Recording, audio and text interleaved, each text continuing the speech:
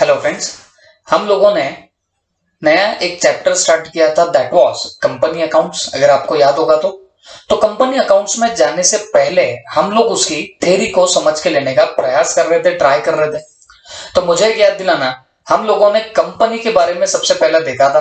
तो कंपनी का वैसा देखा जाए तो कंपनीज एक्ट के हिसाब से क्या डेफिनेशन निकलता, क्या मीनिंग निकलता, तो उसका मतलब होता है company means a company formed and registered under any other previous company law or this particular company law। मतलब ऐसी कंपनी जो कंपनीज एक्ट 2013 या फिर कोई प्रीवियस कंपनीज एक्ट में रजिस्टर होगी, उसी को हम लोग कंपनी बोलने वाले।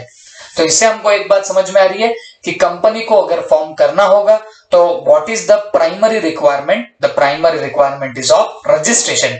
रजिस्ट्रेशन होना जरूरी होता है। This is the basic and primary requirement. Okay, फिर इसके बाद हम लोगों ने बाकी चीजें नहीं देखी, बट सीधे हम लोग पहुंच गए थे फीचर्स ऑफ कंपनी देखने के लिए। क्या क्या खूबियां है आपके कंपनी की, तो ये देखनी हम लोगों ने स्टार्ट करी थी। अगर आपको याद हो तो इसमें सबसे पहली खूबी हमने देखी थी दैट वाज इनकॉर्पोरेटेड एसोसिएशन।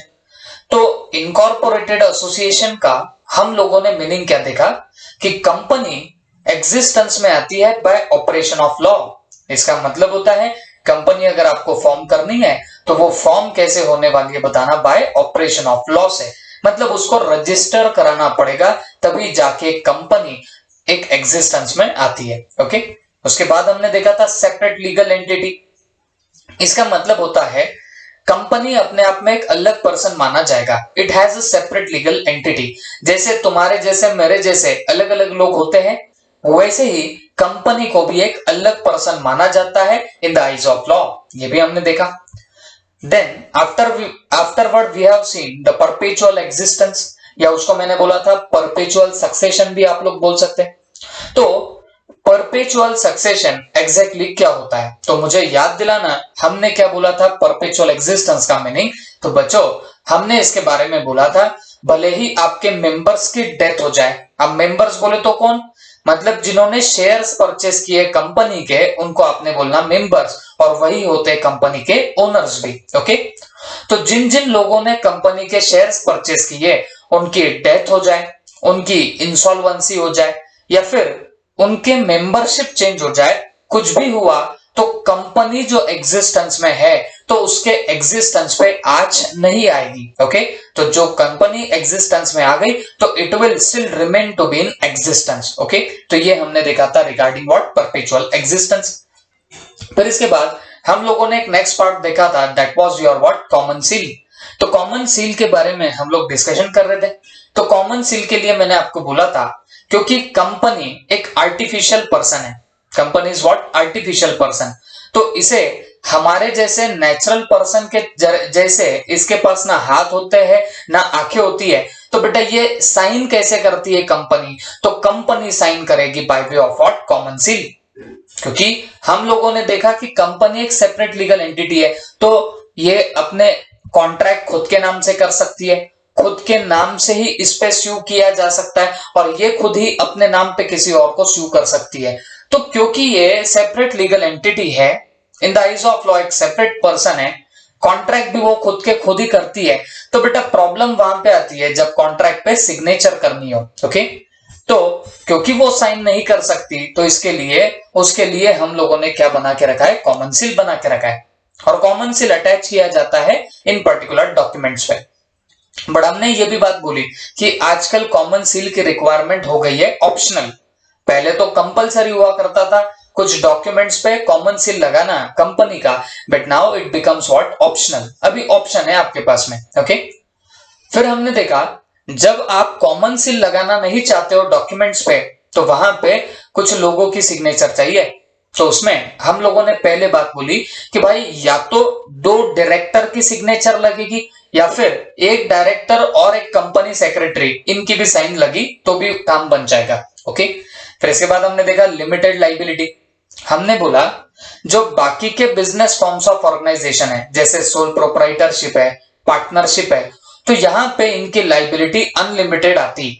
मतलब कल चल के इनका बिजनेस लॉस में गया तो इनको घरदार बेच के भी पैसा लाना पड़ता। इन शॉर्ट उसकी लाइबिलिटी वहां पे अनलिमिटेड होती। बट जब हम बात करें लिमिटेड लाइबिलिटी की, तो यहां पे क्या होगा बच्चों, यहां पे जितना फुल्ली पेड शेयर्स का अमाउंट है उससे ऊपर 1 रुपया भी कंपनी आपसे नहीं मांगेगी, even though there is a loss like situation. भले ही कंपनी में लॉस चल रहा हो, बट कंपनी आपसे 1 रुपया भी नहीं मांगेगी बताना किसके ऊपर, जितना आपका अनपेड अमाउंट ऑन शेयर्स होगा उसके ऊपर कंपनी कभी भी आपसे पैसा नहीं मांगने वाली। तो इसको हम लोगों ने क्या बोला बताना, लिमिटेड लाइबिलिटी। ओके, तो इन शॉर्ट अगर आपको समझ रहा होगा तो भाई लिमिटेड लाइबिलिटी के बारे में हम लोग बोल रहे थे कि आपकी फुल्ली पेड शेयर से ज्यादा लाइबिलिटी नहीं आएगी। फिर हमने बात किया था distinction between ownership and management, क्योंकि कंपनी में आप ओनर कैसे बनते, कंपनी के शेयर्स परचेस करके। अब ऐसा देखा जाए तो लाखों करोड़ों लोग होते हैं जो किसी कंपनी में पैसा डालते हैं और उस कंपनी के शेयर्स परचेस करते हैं। रिलायंस जैसी कंपनी की बात कर सकते हो, तो काफी सारे उसके भी शेयर होल्डर्स हैं, तो मतलब इतने सारे ओनर्स है कंपनी के।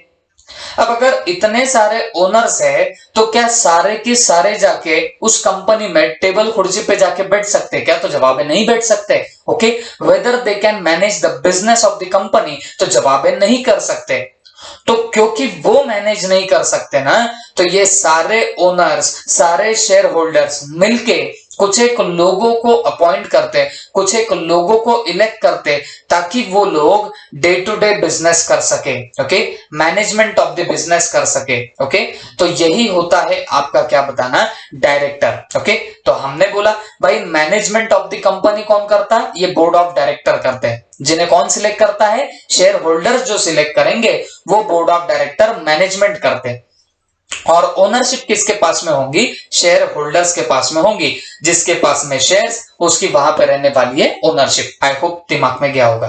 ओके, फिर इसके बाद हम लोगों ने देखा था it is not a citizen, मतलब जो आपका पर्टिकुलर कंपनी होगा it is not a citizen of your country, क्योंकि ये बोला गया है पर्सन है, but whether it is a natural person, तो जवाब है नहीं, ये नेचुरल पर्सन है ही नहीं। ओके, तो दूसरी बात ट्रांसफरेबिलिटी ऑफ शेयर्स के बारे में बोला। हमने बोला कि जो आप किसी कंपनी के शेयर्स परचेस करते हो they are freely transferable.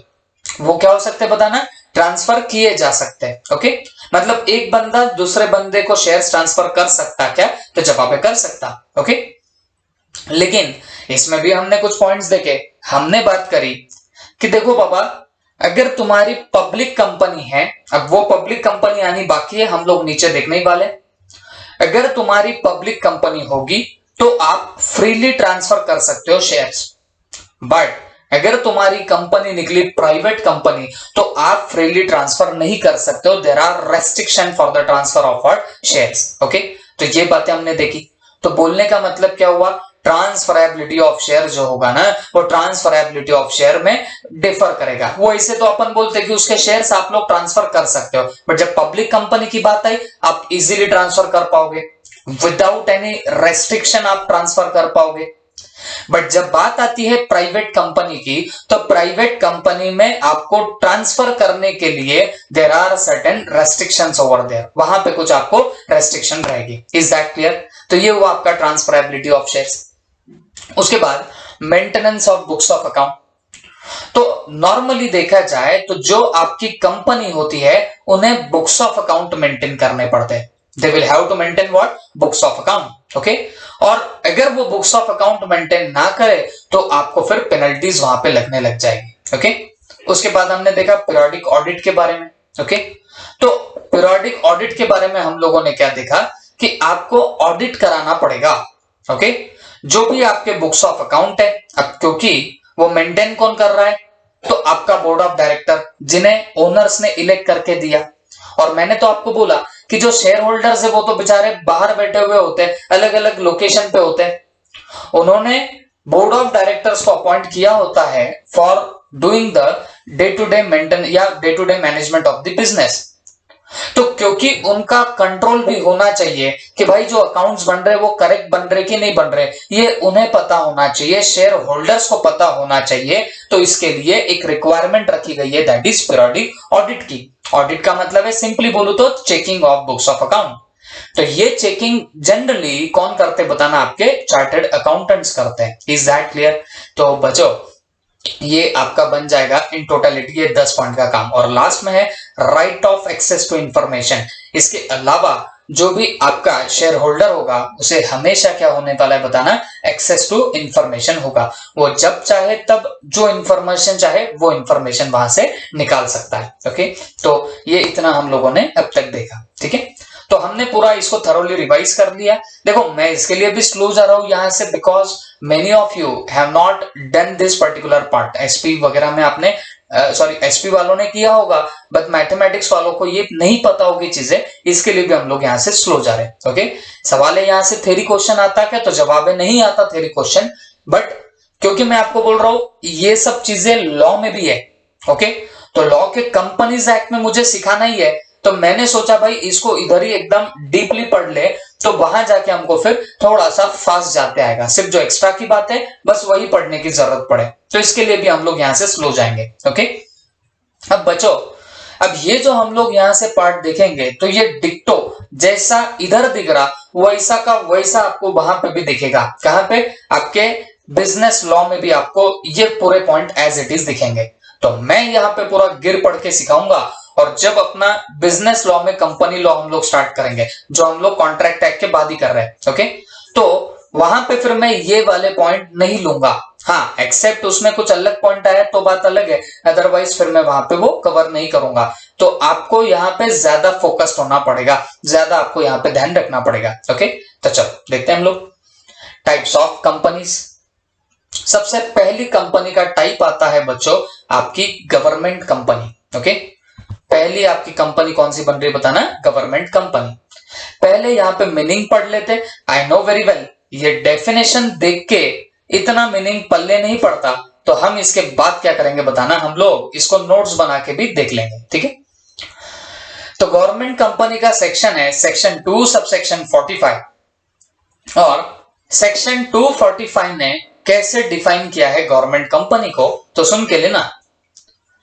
Government company means any company in which not less than 51% of the paid up share capital is held by central government or state government or governments, or partly by the central government and partly by one or more state government, and includes a company which is subsidiary company of such government company.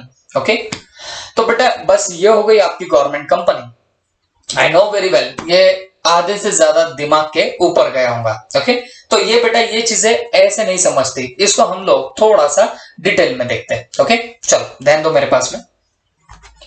अब बच्चों मान के चलो ये एक कोई particular company है, और इस कंपनी में या तो 51% से ज्यादा, ओके वहां पे क्या बोला, नॉट लेस देन 51%, तो इसका मतलब मैं ऐसा बोल सकता हूं 51% और मोर। ओके, और क्या more, paid up share capital. Share capital paid up किसको बोलते हैं, मान लो 10 का शेयर है। ओके, 10 का शेयर है और जिस बंदे ने शेयर परचेस किया उसने पूरे 10 के 10 रुपए क्या कर दिए, पेड कर दिए, तो इसको क्या बोलते हैं, पेड अप शेयर कैपिटल। कितना हो गया, 10 रुपया पेड अप शेयर कैपिटल हो गया। ओके, तो जब किसी कंपनी का 51% और more of the paid up share capital, मैंने उसको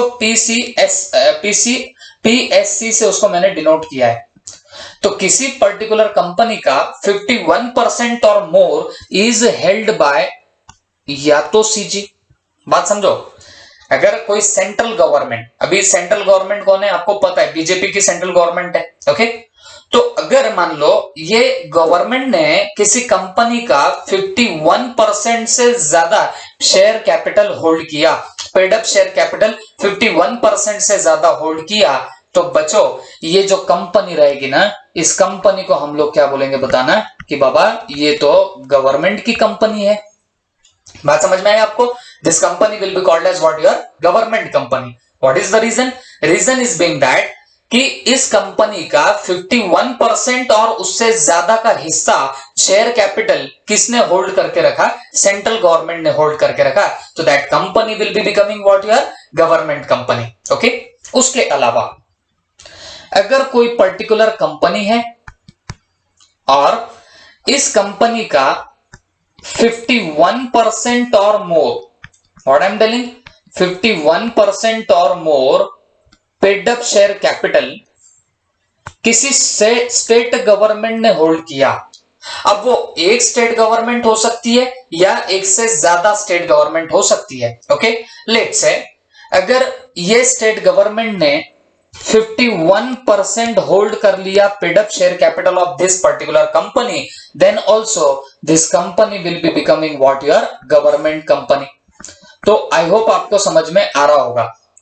मतलब इसका ये निकल रहा, अगर किसी कंपनी का 51% और मोर हिस्सा या तो सेंट्रल गवर्नमेंट ने ले रखा है या फिर 51% या उससे ज्यादा हिस्सा अगर स्टेट गवर्नमेंट ने लिया है, एसजी का मतलब क्या है, स्टेट गवर्नमेंट। ओके, या फिर कॉम्बिनेशन ऑफ सेंट्रल और स्टेट गवर्नमेंट। अब जैसे यहां पे मैं आपको बताता हूं, कोई एक कंपनी है, इस कंपनी का let's say 30% paid up share capital central government ने लिया और 21% paid up share capital state government ने लिया। ओके, 30% सेंट्रल गवर्नमेंट ने ले लिया और 21% किसने ले लिया, आपके स्टेट गवर्नमेंट ने। ओके, तो यहां पे सेंट्रल गवर्नमेंट स्टेट गवर्नमेंट ने दोनों ने मिलके, आपको समझ रहा होगा, 30% प्लस 21% दैट कम्स टू कितना परसेंट बताना,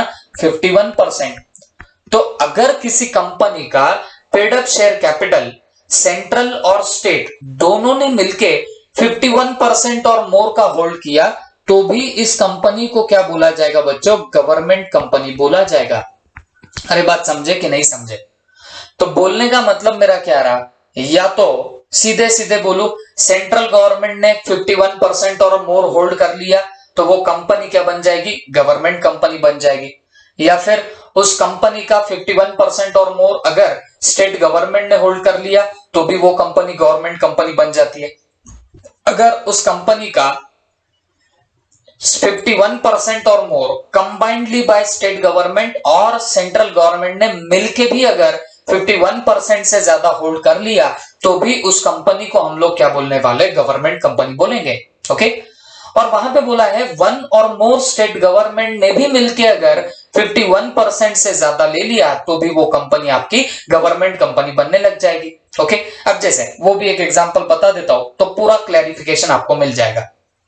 मान के चलो एक कोई पर्टिकुलर कंपनी है और इस कंपनी का मानना 20% होल्ड किया है सेंट्रल गवर्नमेंट ने,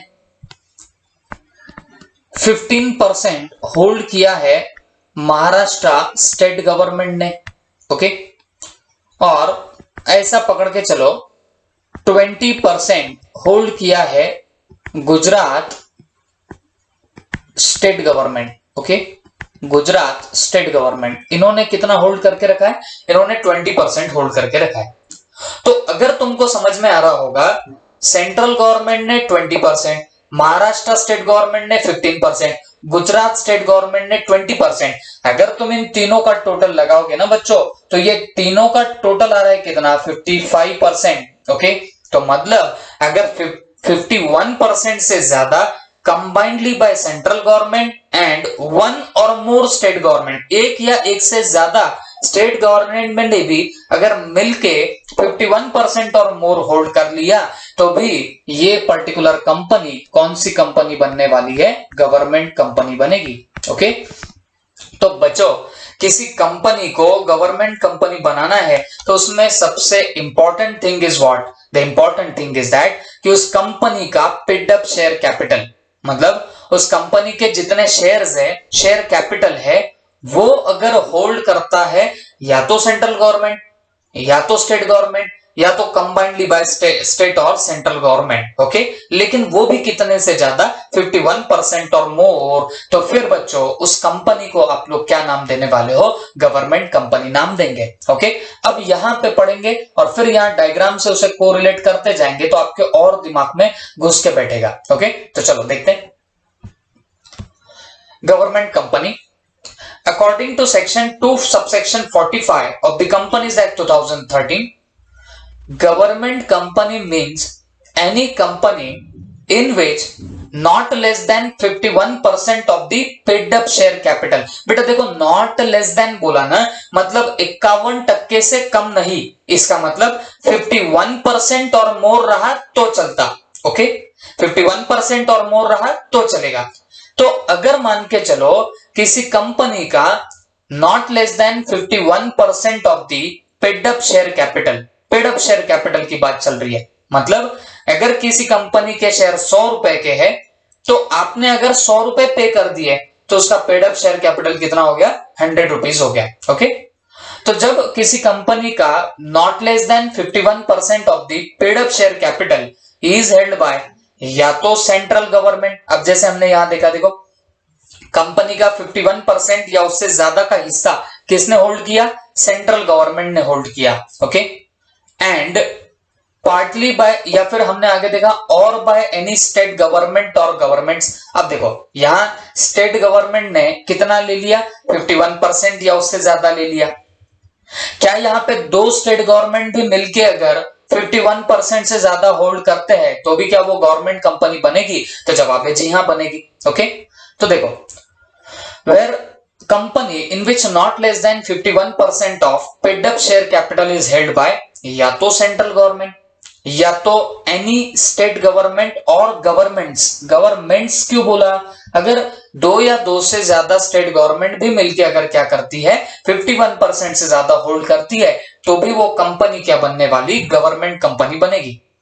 और partly by central government and partly by one और मोर स्टेट गवर्नमेंट, मतलब कुछ पार्ट सेंट्रल गवर्नमेंट का कुछ पार्ट स्टेट गवर्नमेंट का, तो भी वो दोनों पार्ट मिला के 51% से ज्यादा हो रहा तो वो आपका क्या बनने वाला है बताना, गवर्नमेंट कंपनी बनेगा। ओके, तो देखो वहां पे ये हमने भी देखा है, अगर किसी कंपनी का कुछ पार्ट सेंट्रल ने और कुछ पार्ट स्टेट गवर्नमेंट ने लिया और ये दोनों मिला के 51% हुआ, तो ऐसे भी केस में मेरे को एक बात बताना, कौन सी कंपनी जो रहेगी उसको गवर्नमेंट कंपनी बोलेंगे, तो जिस कंपनी का अगर इन दोनों ने भी मिलके 51% से ज्यादा होल्ड किया तो उस कंपनी को भी हम लोग गवर्नमेंट कंपनी ही बोलने वाले। ओके, तो इतना हमने इस गवर्नमेंट कंपनी के बारे में देखा, बट इसके अलावा और कुछ चीज गवर्नमेंट कंपनी की डेफिनेशन में आती, एंड क्या includes a company which is a subsidiary company of such government company। okay, this is very important thing।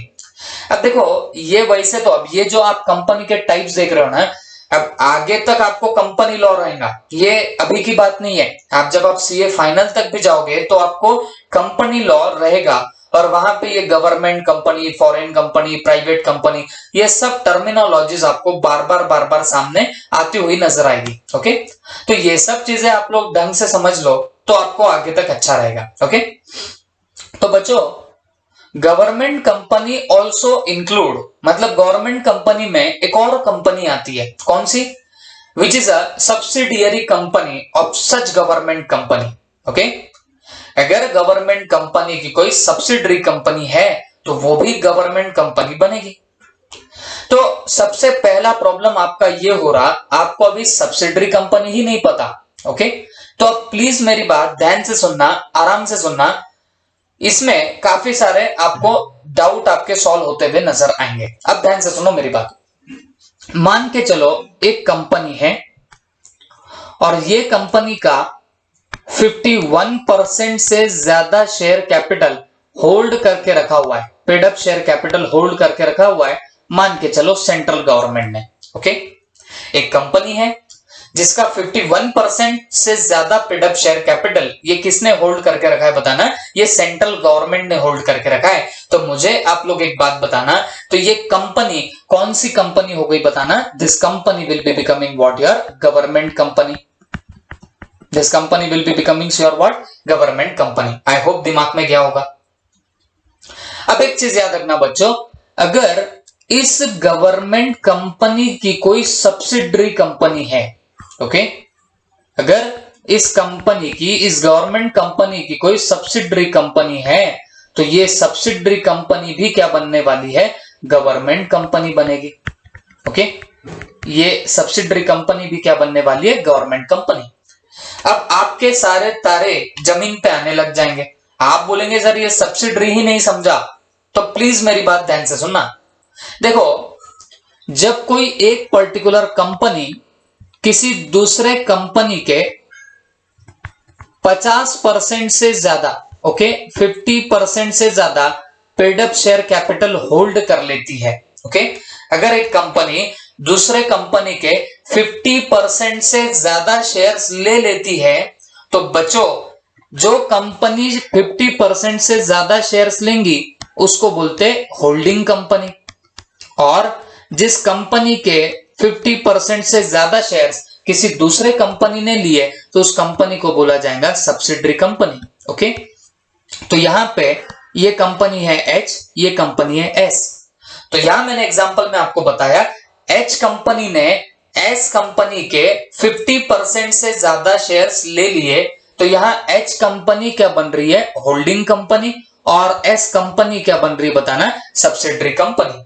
Okay, तो अगर आपको किसी कंपनी को अपनी सब्सिडरी बनाना है तो आपको उसके 50% से ज्यादा शेयर्स आपको होल्ड करने पड़ेंगे, तो जाके वो सामने वाली कंपनी आपकी सब्सिडरी कंपनी बनने वाली है। ओके, तो मुझे एक बात बताओ, हम लोग यहां पे क्या पढ़ रहे हैं, ये लाइन पे वापस है ना, and includes a company which is a subsidiary company of such government company. अब इस एग्जांपल पे ध्यान दो, ये एक कंपनी है जिसका ऑलरेडी 51% से ज्यादा किसने होल्ड करके रखा है, सेंट्रल गवर्नमेंट ने होल्ड करके रखा है।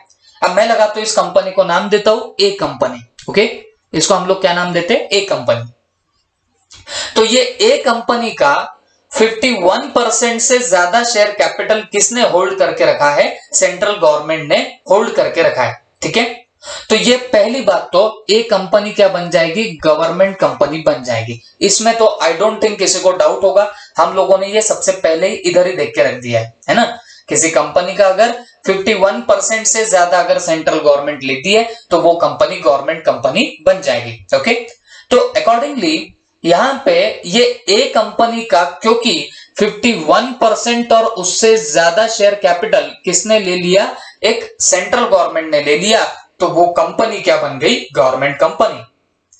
अब इस गवर्नमेंट कंपनी की सब्सिडरी कंपनी, इस गवर्नमेंट कंपनी की सब्सिडरी कंपनी वो भी क्या बनने वाली है, गवर्नमेंट कंपनी ही बनेगी। ओके, अब गवर्नमेंट कंपनी की सब्सिडरी कंपनी, इसका मतलब क्या हुआ, जैसे हमारे ऊपर के एग्जांपल में ए कंपनी है, और ये ए कंपनी कौन सी कंपनी है, ये ऑलरेडी गवर्नमेंट कंपनी है। ठीक है, अब इस ए कंपनी ने बी कंपनी के 50% से ज्यादा शेयर्स होल्ड करके रखे। ओके, 50% से ज्यादा paid up share capital hold करके रखे। किसने होल्ड करके रखे, ए कंपनी ने। ओके, तो ए कंपनी बी कंपनी की बनेगी होल्डिंग कंपनी, और बी कंपनी यहां पे क्या बनने वाली है बताना, सब्सिडरी कंपनी। ओके, तो मैं आपको अभी अभी बताया कि भाई सब्सिडरी कंपनी बनती ही कैसे बताना, जब कोई पर्टिकुलर कंपनी दूसरे कंपनी के 50% से ज्यादा शेयर्स लेती है तो जाके वो कंपनी उसकी क्या बनती है, सब्सिडरी।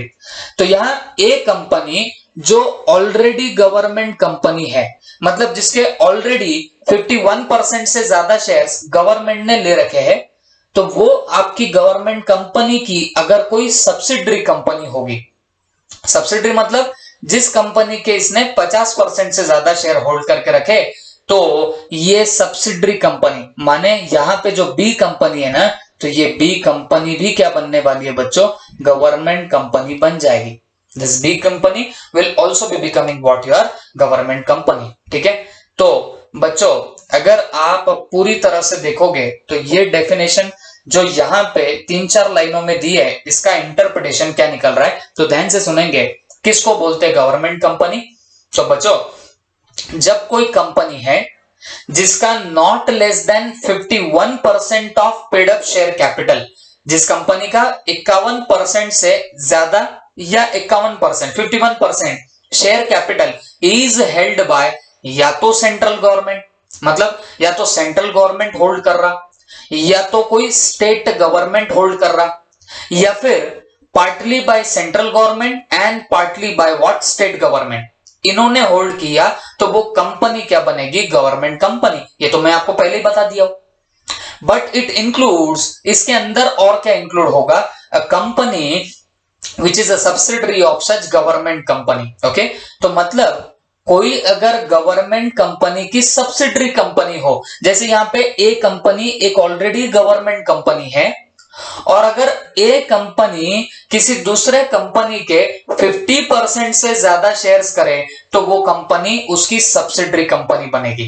तो हमेशा याद रखो, गवर्नमेंट कंपनी की सब्सिडरी कंपनी वो भी गवर्नमेंट कंपनी ही बनेगी। जैसे यहां पे ए कंपनी की सब्सिडरी है बी कंपनी, क्योंकि ए ने बी के 50% से ज्यादा शेयर्स होल्ड किए, तो फिर बी कंपनी भी ऑटोमेटिकली क्या बन जाएगी? गवर्नमेंट कंपनी बन जाएगी। Okay, this is all about your government company का डेफिनेशन। आई होप सबके दिमाग में जा चुका होगा। ओके, तो बच्चों, this is nothing but your types of companies में पहला type, okay, that is your government company.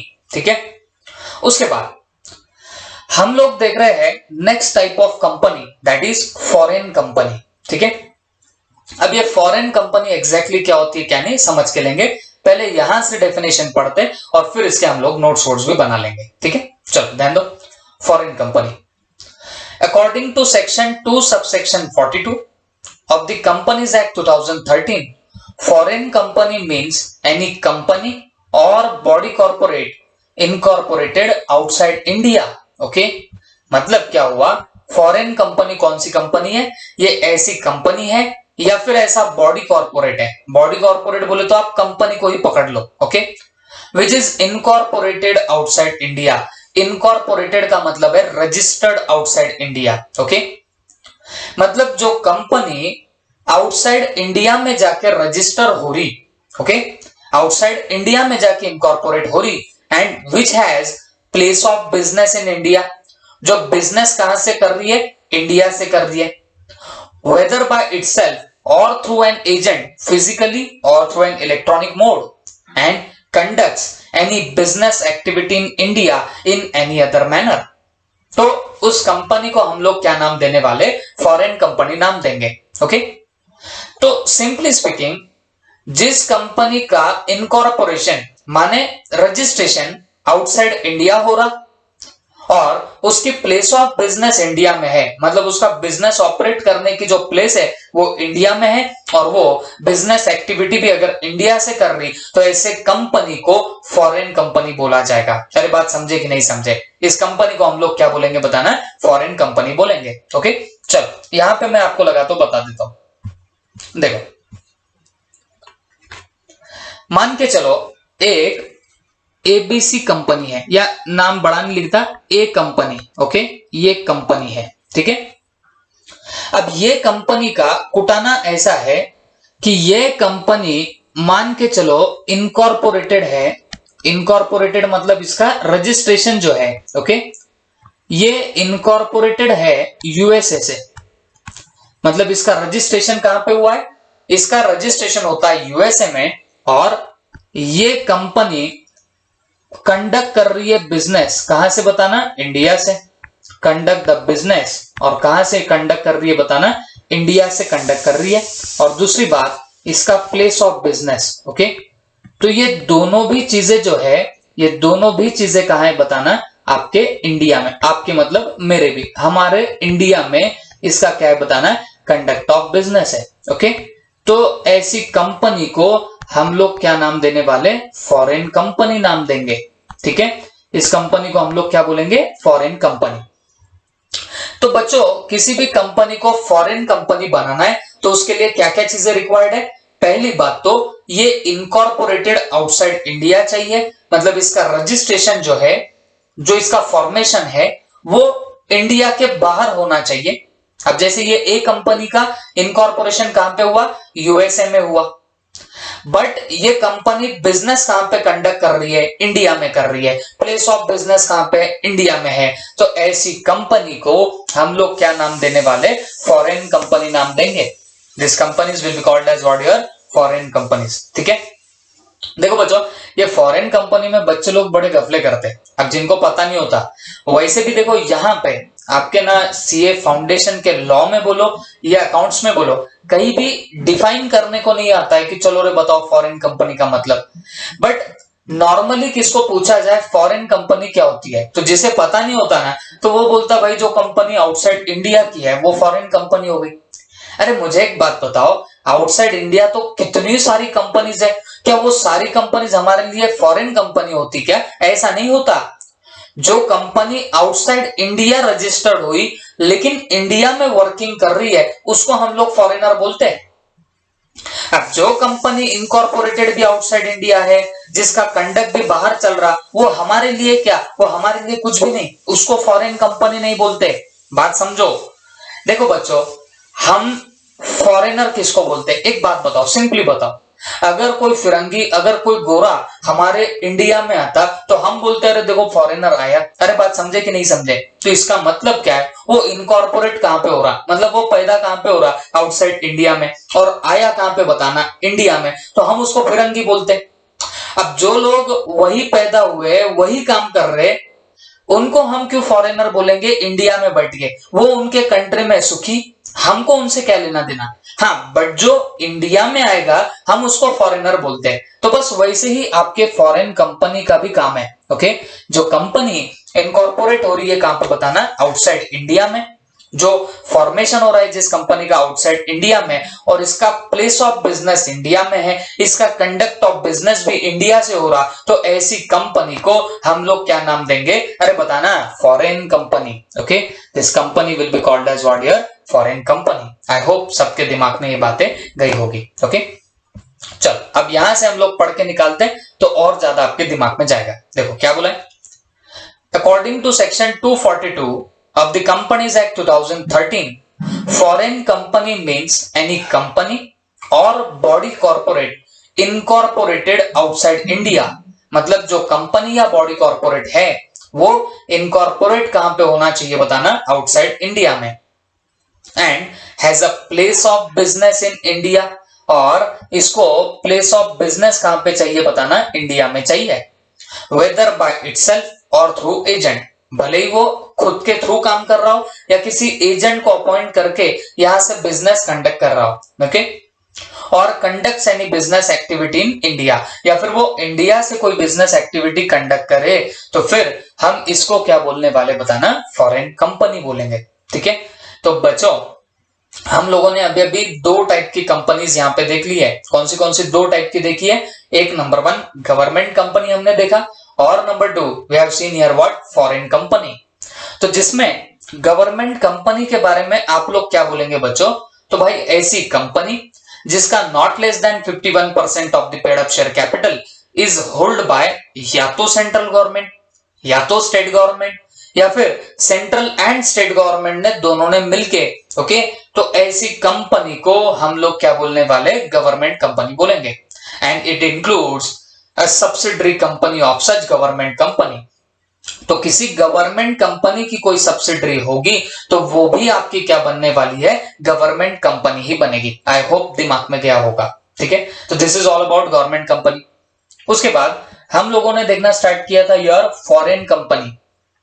तो फॉरेन कंपनी किसको बोलेंगे, विच इज इनकॉर्पोरेटेड आउटसाइड इंडिया, जो बनी है आउटसाइड इंडिया में, and has a place of business in India, जिसका बिजनेस कहां पे हो रहा है, इंडिया में हो रहा है, और जो कंडक्ट कर रही है अपनी business activity from the India, तो इसको क्या बोलने का, फॉरेन कंपनी। ओके, आई होप सबके दिमाग में ये सब चीजें आपकी अच्छे से गई होंगी। ठीक है, अब बच्चों हम लोग इसके आगे बढ़ रहे हैं और नेक्स्ट पार्ट हम लोग देखने वाले, that is private company. Okay, अब प्राइवेट कंपनी आपको अच्छे से समझ के लेना पड़ेगा। क्यों प्राइवेट कंपनी समझ के लेना पड़ेगा अच्छे से? क्योंकि बच्चों हमने अभी अभी थोड़ी देर पहले एक बात देखी थी। हम क्या बात देख रहे थे थोड़ी देर पहले, कि भाई जो कंपनी होती है ना, तो कंपनी में ट्रांसफरेबिलिटी ऑफ शेयर्स, याद करो वो फीचर्स। तो ट्रांसफरेबिलिटी ऑफ शेयर्स हो सकता है क्या? हो सकता है, मतलब शेयर एक बंदा दूसरे बंदे को ट्रांसफर कर सकता, क्या कर सकता।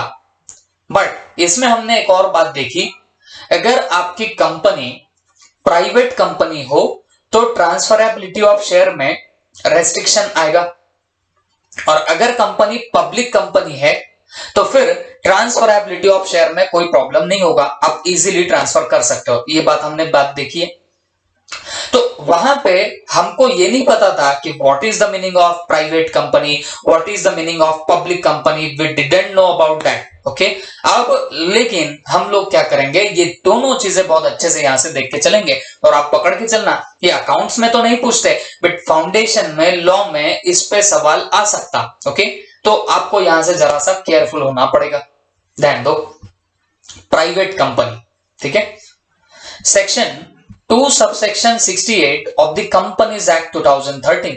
Okay, section 2 subsection 13 of section 2 subsection 68 of what your Companies Act 2013 defines private company as a company which by its articles, मतलब जो अपने आर्टिकल से क्या करती है, restrict the right to transfer its shares.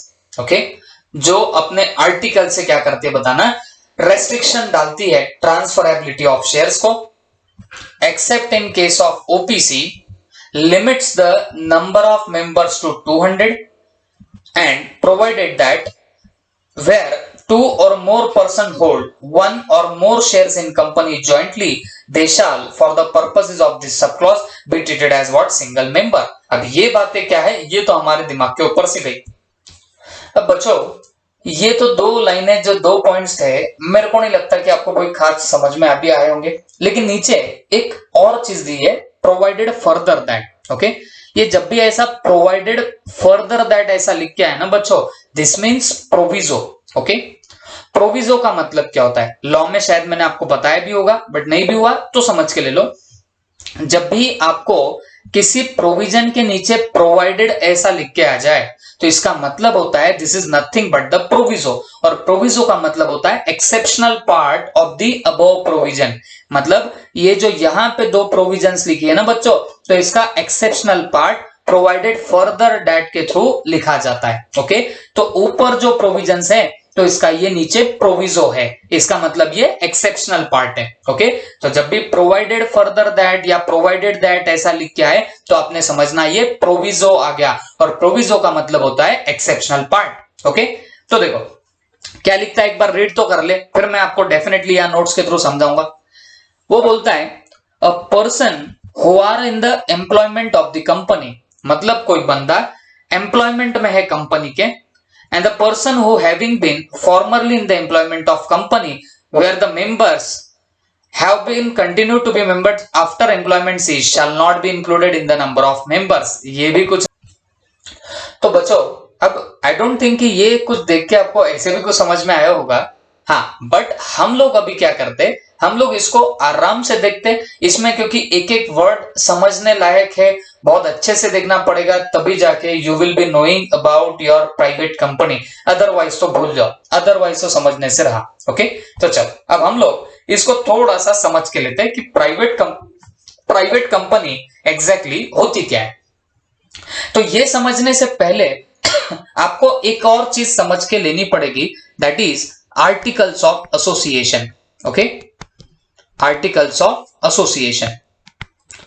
अब ये एग्जैक्टली होती क्या चीज है, आर्टिकल्स ऑफ एसोसिएशन ये क्या चीज है? तो हमेशा याद रखो बच्चों, जब भी किसी कंपनी को अपना रजिस्ट्रेशन कराना है, जो भी कोई कंपनी अपना रजिस्ट्रेशन कराने निकलेगी, तो सबसे पहले उसको आर्टिकल्स ऑफ एसोसिएशन बनाना पड़ता है। ओके, मैं इसको आपसे प्यार से एओए बोलूंगा, आओ। ओके, मैं इसको प्यार से एओए बोलूंगा, ठीक है।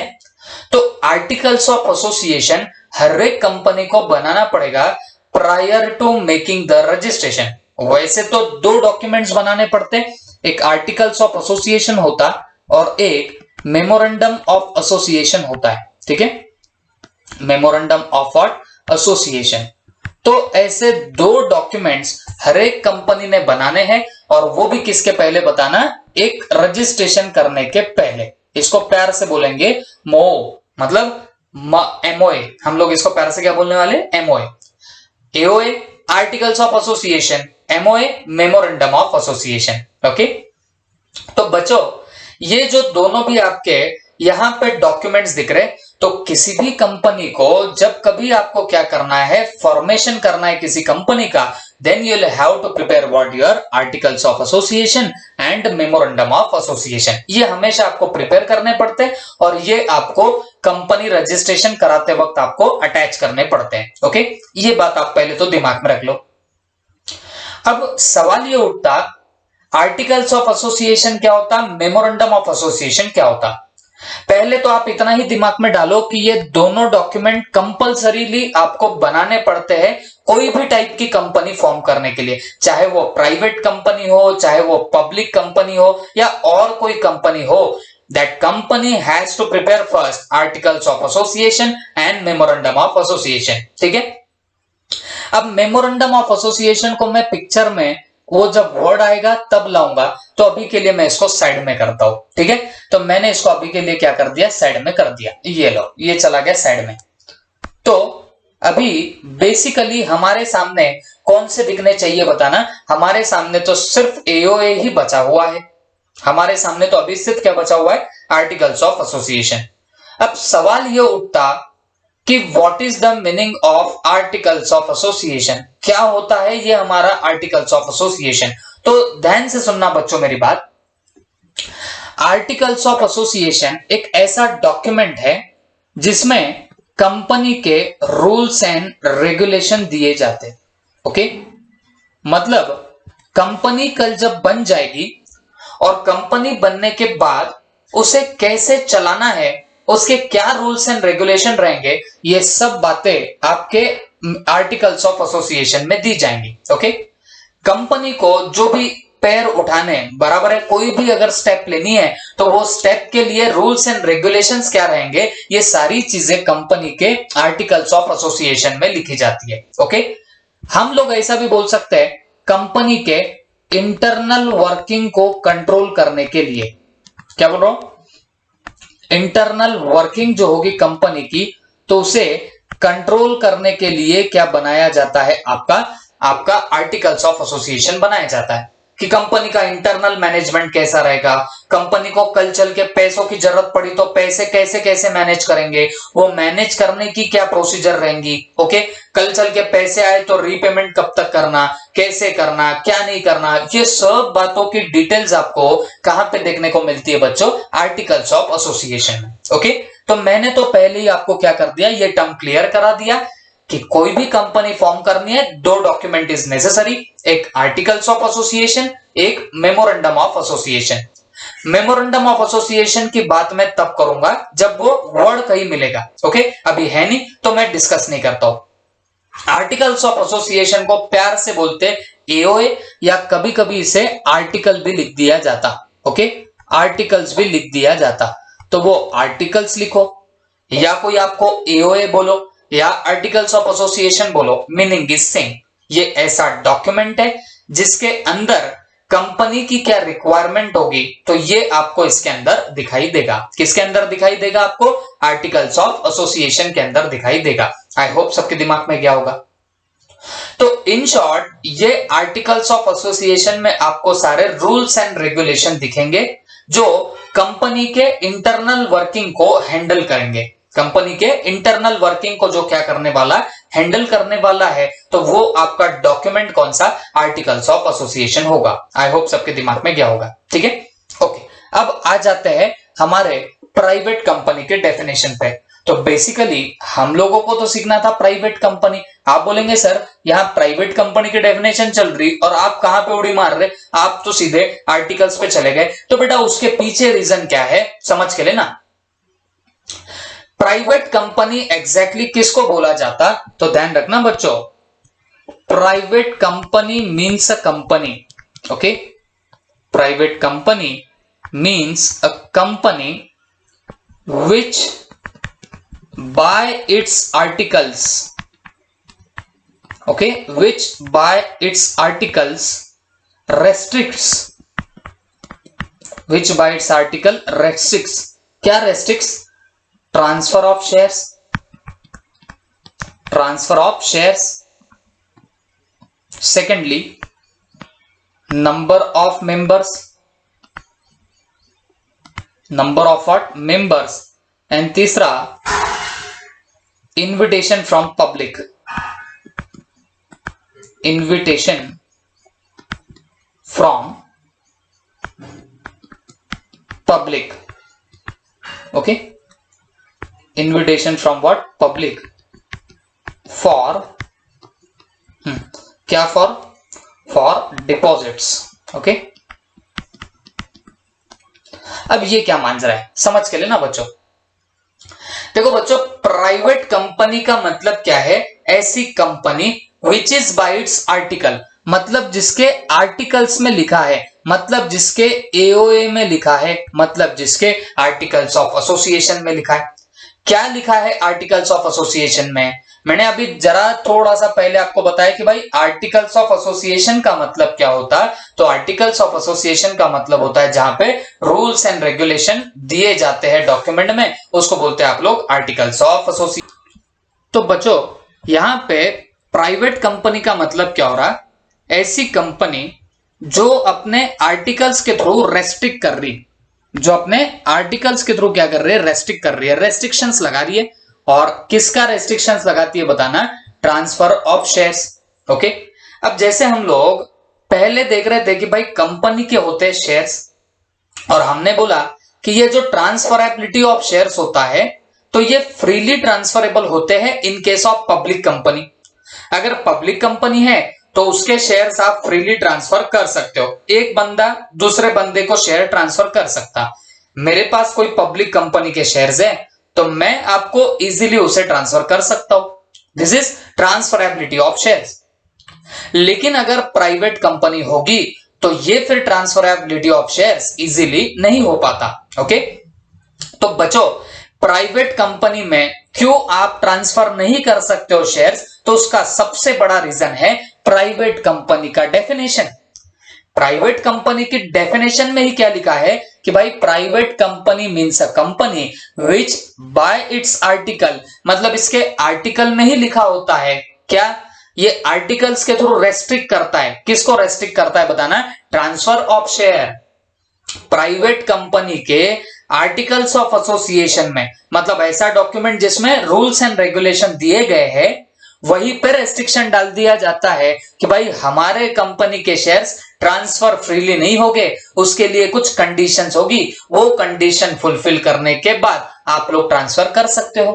ओके, तो प्राइवेट कंपनी का जब भी आर्टिकल्स ऑफ एसोसिएशन बनेगा, रूल्स एंड रेगुलेशन का डॉक्यूमेंट बनेगा, तो वहां पे हमेशा ये पॉइंट लिखा हुआ होता है कि ट्रांसफर ऑफ शेयर में रेस्ट्रिक्शन है. ओके, आप इसकी वजह से प्राइवेट कंपनी में इजीली ट्रांसफर नहीं कर पाते हो शेयर्स. ठीक है, तो एक बात याद रखना, जो आर्टिकल्स ऑफ एसोसिएशन होता है इसका मतलब जिसमें कंपनी के रूल्स एंड रेगुलेशन दिए जाते हैं ना, तो जब वो प्राइवेट कंपनी का आर्टिकल्स बनता. अच्छा एक बात बता दो, ये आर्टिकल्स ऑफ एसोसिएशन दोनों टाइप के कंपनी का बनता, मतलब प्राइवेट का भी बनता और ये पब्लिक का भी बनता. दोनों का क्या बनता? Articles of association. बट जो प्राइवेट कंपनी का आर्टिकल्स बनेगा तो उसमें हमेशा 3 टाइप के रेस्ट्रिक्शंस होते हैं. ओके, प्राइवेट कंपनी का जब भी आप लोग क्या बनाने वाले हो, आर्टिकल्स ऑफ एसोसिएशन बनाओगे, तो उसमें हमेशा 3 टाइप के रेस्ट्रिक्शंस होते हैं. नंबर 1, पहला रेस्ट्रिक्शन कौन सा है? Transfer of share. आर्टिकल्स में पहले ही बोलते हैं कि बाबा इसे ट्रांसफरेबिलिटी ऑफ शेयर्स मत करना, ये पहले से वहां पे लिखा हुआ होता है. दूसरा, number of members. Private company में बोला जाता है कि जितने भी आपके नंबर ऑफ मेंबर्स होंगे तो वो इन टोटलिटी 200 को क्रॉस नहीं कर सकते. इसका मतलब क्या हो गया? एक अगर आपको प्राइवेट कंपनी बनानी है, ओके, ये लेट से आप लोग क्या बना रहे हो? प्राइवेट कंपनी बना रहे हो, तो इसमें जो मेंबर्स होंगे ना बच्चों, तो ये मेंबर्स 2 से ज्यादा लगेंगे, मोर देन 2 लगते, ये चीज ध्यान में रखो. More than 2 but less than 200 but less than what 200। तो हमेशा याद रखो, प्राइवेट कंपनी अगर आपको फॉर्म करनी है तो इसको मेंबर्स कितने लगेंगे, 2 से ज्यादा ही लगेंगे, तो जाके आप लोग एक प्राइवेट कंपनी बना सकते हैं। बट किसी भी हाल में ये जो आपके नंबर ऑफ मेंबर है ये 200 से कम चाहिए, ये बात का ख्याल रखना। It should be what less than 200, 200 से कम चाहिए। तो ये 200 से कम मेंबर चाहिए, ये भी कहां लिखा गया है बताना, इसके आर्टिकल्स में ही लिखा हुआ होता है। तो प्राइवेट कंपनी का, मैंने आपको क्या बोला, ये आर्टिकल्स ऑफ एसोसिएशन दोनों टाइप के कंपनी का बनता, प्राइवेट का भी बनता, पब्लिक का भी बनता। बट जो प्राइवेट लिमिटेड कंपनी का आर्टिकल्स बनेगा तो उसमें 3 टाइप के रेस्ट्रिक्शन डाले जाते हैं। नंबर 1 डाला जाता है रेस्ट्रिक्शन कि भाई इस कंपनी के शेयर्स फ्रीली ट्रांसफरेबल नहीं रहेंगे। तो जिस कंपनी के आर्टिकल्स में ऐसा लिखा मिला आपको तो आपने समझ लेना कि given company is what private company. तो वो गिवन कंपनी कौन सी कंपनी है, प्राइवेट कंपनी है, ये आप लोगों ने समझ लेना चाहिए। दूसरी बात, अगर कंपनी के आर्टिकल्स में लिखा है कि number of member can not exceed 200, मतलब जितने भी नंबर ऑफ मेंबर्स रहेंगे ये कितने को एक्सीड नहीं करते, 200 को एक्सीड नहीं करते, 200 से ज्यादा नंबर ऑफ मेंबर्स नहीं रह सकते। जब ऐसा भी दिया जाए तो आपने समझ लेना ये किस कंपनी की बात चल रही है बताना। This is the thing which is given under your articles of private company, ये प्राइवेट लिमिटेड कंपनी की बात चल रही है। ओके, तो प्राइवेट लिमिटेड कंपनी ऐसी कंपनी है जिसके आर्टिकल्स ऑफ एसोसिएशन में 3 टाइप के रेस्ट्रिक्शंस डाल के रखे। 3 टाइप के रेस्ट्रिक्शन में नंबर 1 क्या है, ट्रांसफरेबिलिटी ऑफ शेयर। आप एक बंदे से दूसरे बंदे को शेयर ट्रांसफर नहीं कर सकते, ये पहला रेस्ट्रिक्शन डाल के रखा है। दूसरा रेस्ट्रिक्शन, जो प्राइवेट लिमिटेड कंपनी में नंबर ऑफ मेंबर होते वो 200 से ज्यादा नहीं हो सकते, मिनिमम लगते 2 और मैक्सिमम लगते 200, उससे ज्यादा नहीं चलता। ओके, तो ये भी रेस्ट्रिक्शन कायम में डाला है उसके आर्टिकल्स ऑफ एसोसिएशन में। और देखो प्राइवेट कंपनी, नाम ही क्या है, प्राइवेट, तो यहां जो भी पैसा मंगाओगे तो वो पब्लिक से नहीं मंगा सकते। ओके, सिर्फ आपके जो फ्रेंड्स रिलेटिव्स वगैरह वगैरह होंगे, बस आप उन्हीं से ही क्या करते हो बताना, पैसा मंगाते हो। ओके, आप पब्लिक से पैसा मंगाते हो क्या, नहीं मंगाते। तो ये भी रेस्ट्रिक्शन कहां पे डाला गया है बताना, आपके आर्टिकल्स ऑफ एसोसिएशन में डाला गया। तो अगर मैं आपको सिंपली बोलूं, तो ये आपका प्राइवेट कंपनी का क्या डेफिनेशन निकल रहा। अभी तो हमने प्रोविजो की बात ही नहीं की है, मैंने तो सिर्फ आपको ऊपर से समझाया है।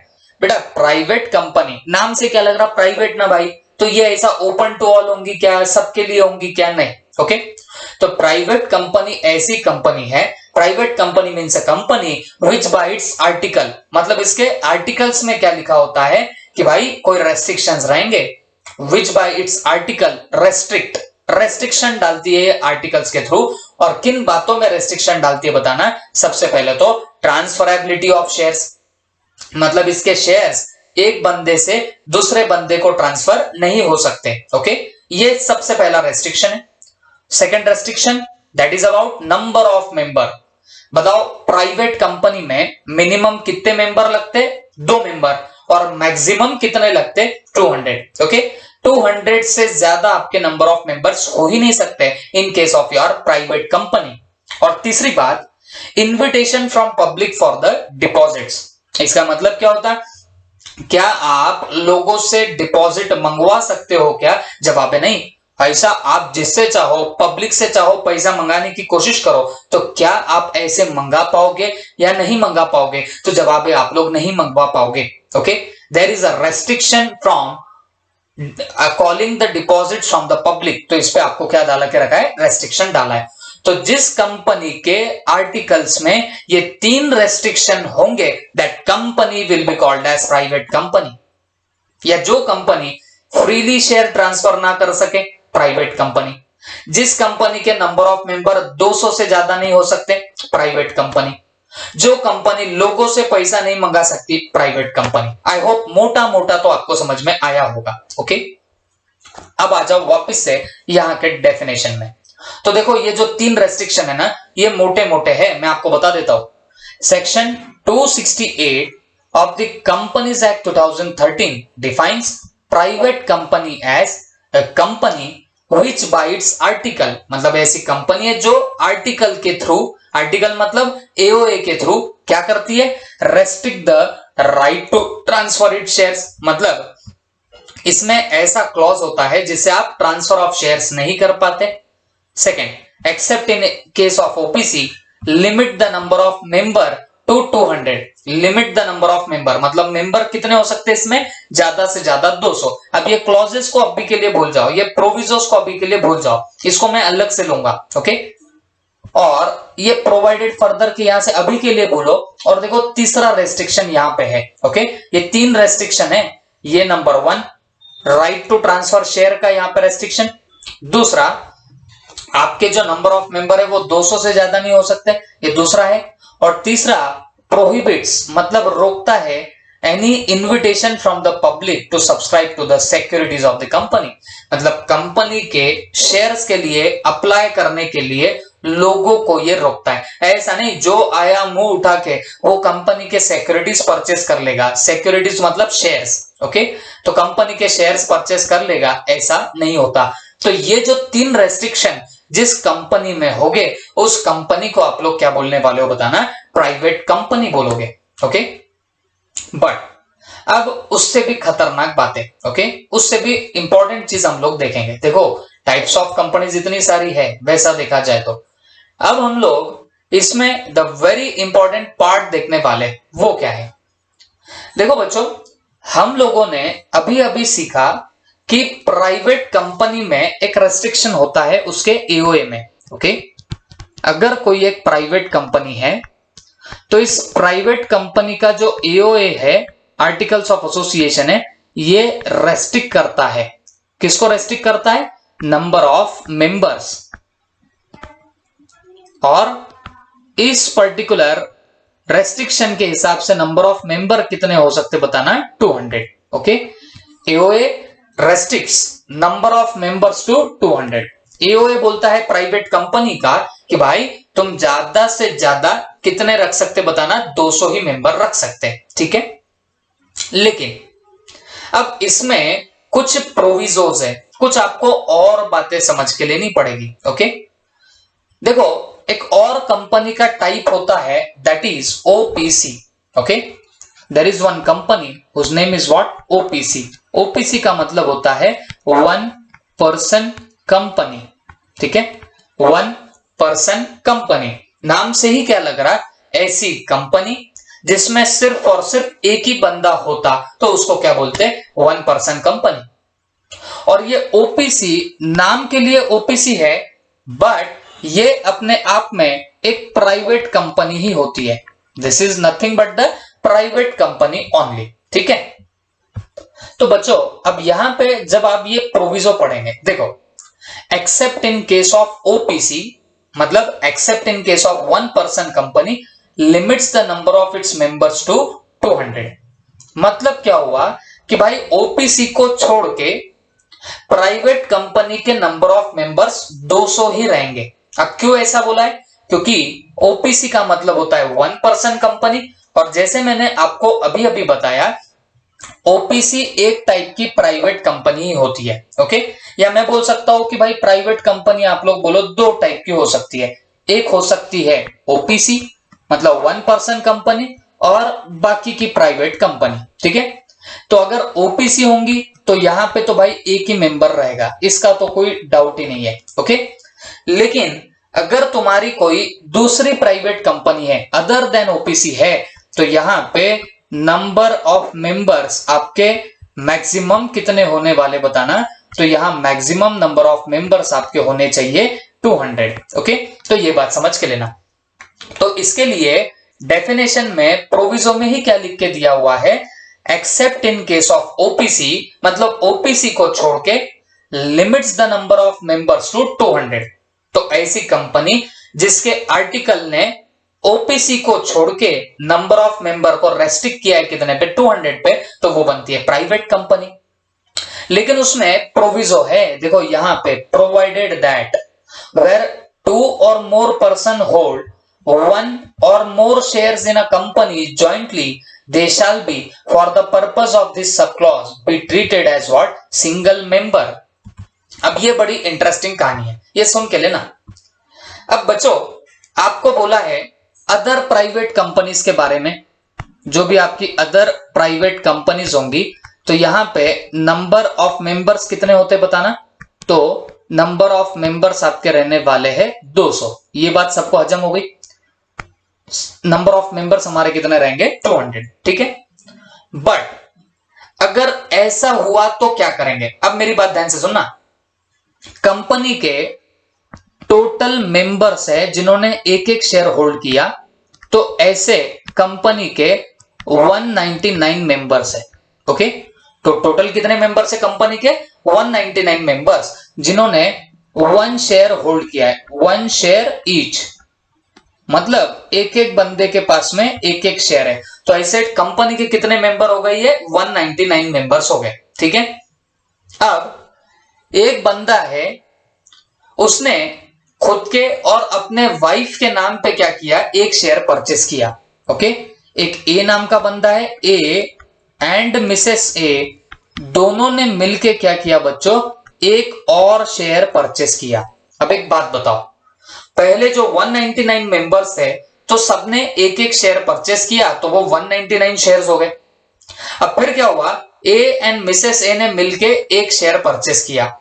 तो आप मुझे एक बात बताओ, पहले के टोटल मेंबर्स कितने थे? 199।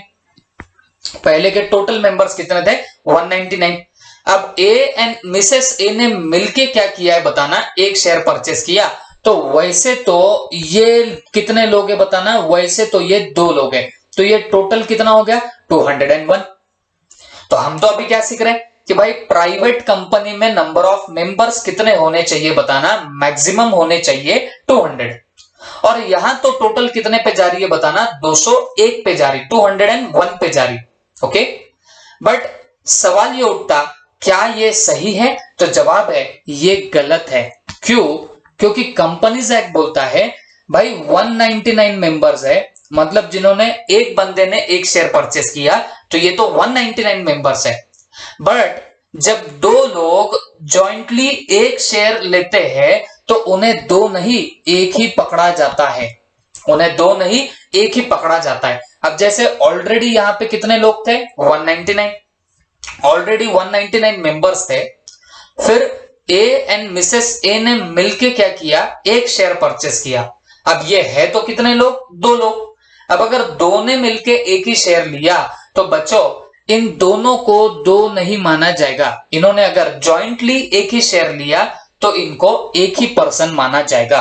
ओके, एंड अकॉर्डिंगली फिर आपके नंबर ऑफ मेंबर्स की टोटल कितनी हो रही है बताना? 200। तो क्या 200 मेंबर्स चलेंगे? तो जवाब है चलते। मैक्सिमम 200 चाहिए, उससे ज्यादा नहीं चाहिए। तो जब आप जॉइंटली शेयर्स होल्ड करते हो तो उसने बोला कि भाई जब आप नंबर ऑफ मेंबर्स की लिमिट निकालोगे तो मेंबर्स की लिमिट में हमेशा याद रखो, जब किन्हीं 2 लोगों ने साथ में शेयर परचेस किया होगा, जॉइंटली शेयर परचेस किया होगा, हम उनको 2 अलग अलग मेंबर नहीं पकड़ेंगे, हम तो उनको एक ही मेंबर पकड़ेंगे। ओके, तो आई होप सबके दिमाग में गया होगा। तो ये प्रोविजो जो है वो यही बात बता रहा है। देखो अब हम लोग आराम से पढ़ते हैं। Except in case of OPC limits the number of members to 200। मतलब अगर हम लोग ओपीसी को छोड़ दें तो यहां नंबर ऑफ मेंबर की लिमिट कितनी रहेगी बताना? 200 की रहेगी।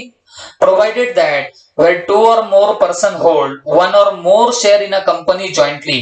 अगर समझो 2 या 2 से ज्यादा लोगों ने जॉइंटली शेयर लिया तो आप क्या करोगे?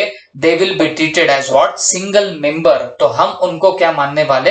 एक ही मेंबर मानने वाले। ओके, तो this is your what private company का यहां तक का पार्ट।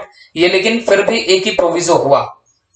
इसमें एक और प्रोविजो यहां पे दिया गया है। एक प्रोविजो और दिया है जिसमें 2 सब पॉइंट है। वो 2 सब पॉइंट क्या है? Person who are in the employment of the company, मतलब जो बंदा कंपनी के एम्प्लॉयमेंट में था, and person who having been formerly in the employment of the company, मतलब जो पहले कंपनी के एम्प्लॉयमेंट में था, where members of the company while in that employment, मतलब जो पहले से मेंबर था कंपनी का या पहले से एम्प्लॉयमेंट में था और वो पहले से ही कंपनी का मेंबर भी था, and have continued to be member after employment cease, मतलब अब उसकी एम्प्लॉयमेंट खत्म हो गई फिर भी वो बंदा कंपनी का मेंबर बना हुआ है, shall not be included in the limit of number of members. मतलब देखो क्या होता है, मतलब ये हो रहा, हम लोग बोल रहे हैं कि भाई आपकी जो प्राइवेट कंपनी होती है, ओके, हम लोग क्या बोल रहे हैं, अगर कोई प्राइवेट कंपनी है तो प्राइवेट कंपनी में मैक्सिमम नंबर ऑफ मेंबर्स कितने, okay, maximum number of members कितने, तो आपने बोलना sir maximum number of members कितने होते हैं 200, ओके। लेकिन अब इसमें एक बात नोट करने लायक है, जब आप ये लिमिट ऑफ 200 निकालोगे, ओके, लिमिट ऑफ 200 जब निकालोगे तब आपको कुछ बातें कंसिडर नहीं करनी है। Limit of 200 should not include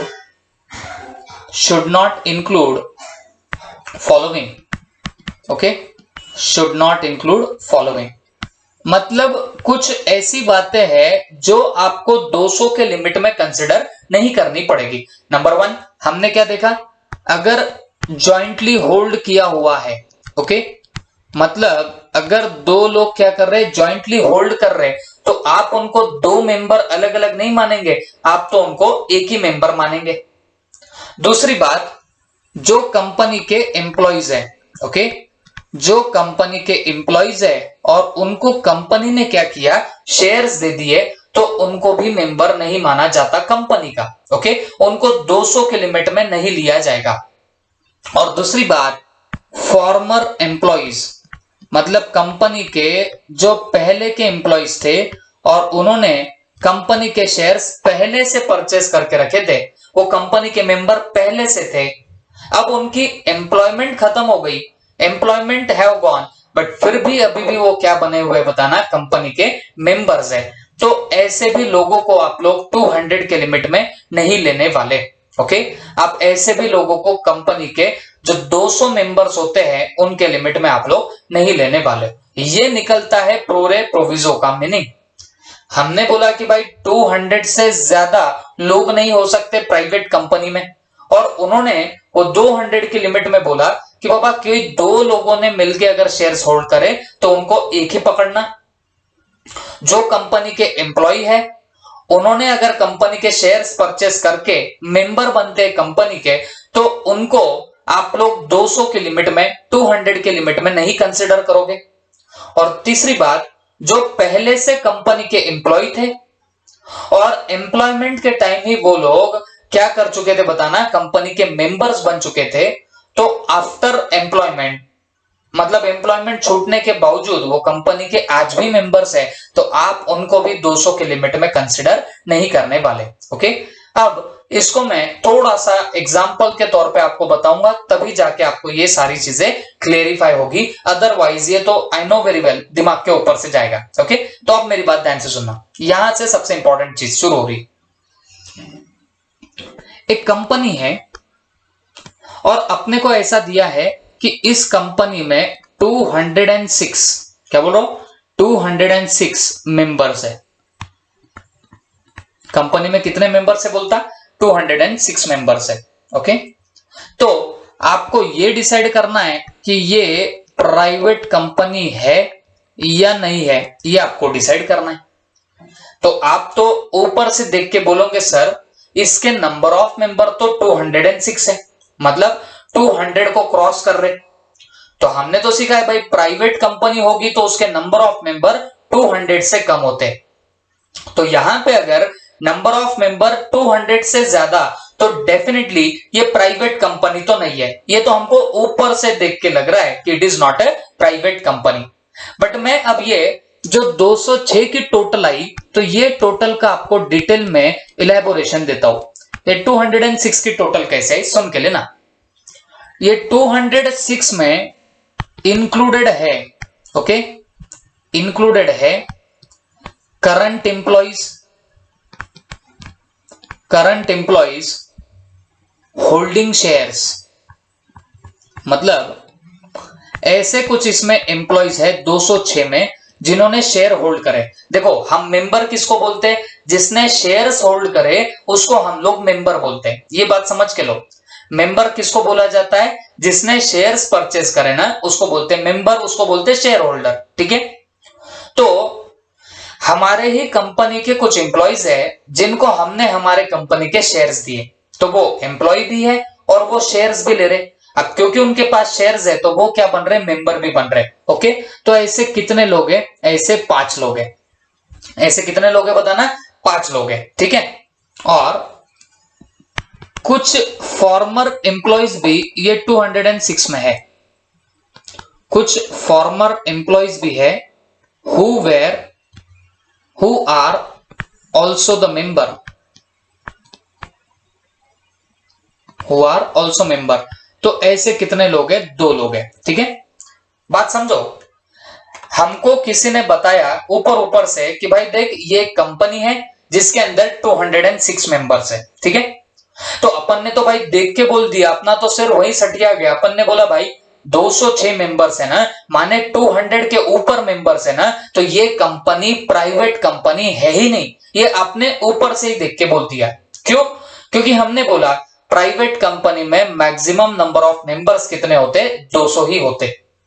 और यहां तो कितने मेंबर्स दिखाई दे रहे, 206 दिखाई दे रहे। तो क्या ये प्राइवेट कंपनी बन रही, क्या नहीं बन रही, ये हमको ऊपर से देख के समझ में आया। अब लेकिन नीचे क्या बोला था कि भाई ये 206 जो टोटल आया ना, जो यहां पे बोला गया है ना कि 206 मेंबर्स है, तो उसकी टोटल कैसे आई है ये आपको यहां पे दिया है। तो उसकी टोटल तो कुछ ऐसे आई है।